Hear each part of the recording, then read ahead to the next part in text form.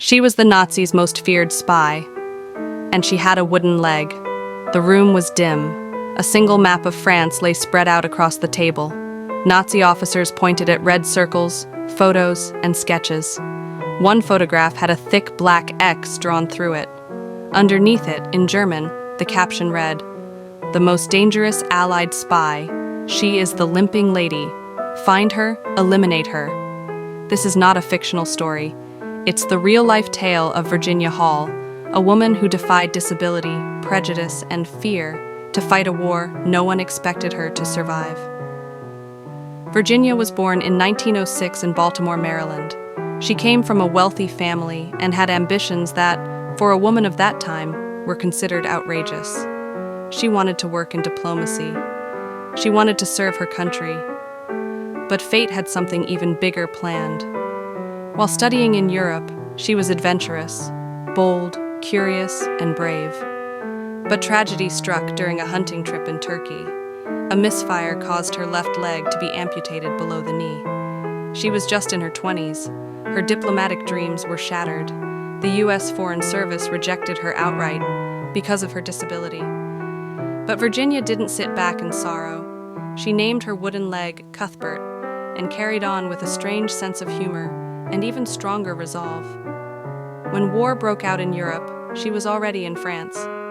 She volunteered as an ambulance driver. While others fled the advancing German troops, Virginia stayed. She moved from aid work to intelligence, catching the eye of the British. The Special Operations Executive, SOE, Churchill's secret army, recruited her.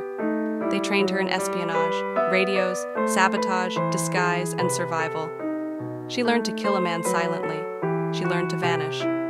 She was sent back into France, disguised as a journalist, under the codename Marie. Virginia built one of the strongest spy networks in France. She recruited local resistance fighters. She coordinated parachute drops. She smuggled information and people across enemy lines. She even helped engineer prison breaks, freeing captured agents. All of this while walking with a limp. The Gestapo couldn't catch her, but they knew she was out there. They called her the Limping Lady and put her on their most wanted list. Posters with her face hung in police stations across occupied France. Every Nazi checkpoint was given her description.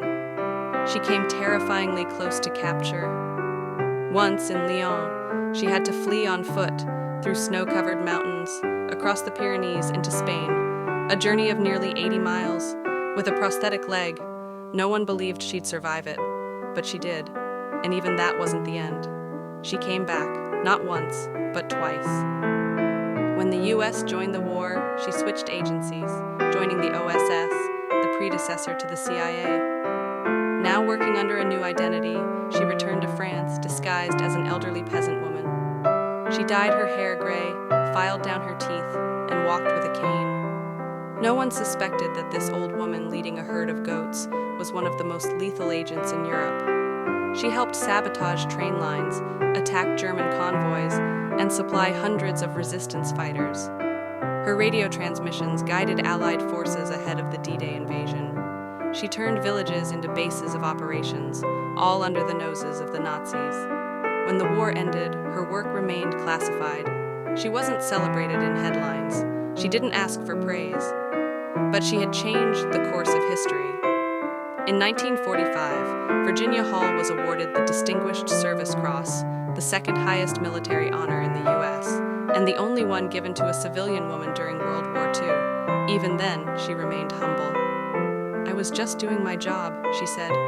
She went on to work for the CIA, quietly continuing her service long after the world stopped watching. Virginia Hall passed away in 1982. But her legacy lives on, not just in military history, but as a symbol of what quiet courage truly means. A woman who limped her way past enemy lines, past expectations, past fear, and into legend. Subscribe to get connection with upcoming real stories.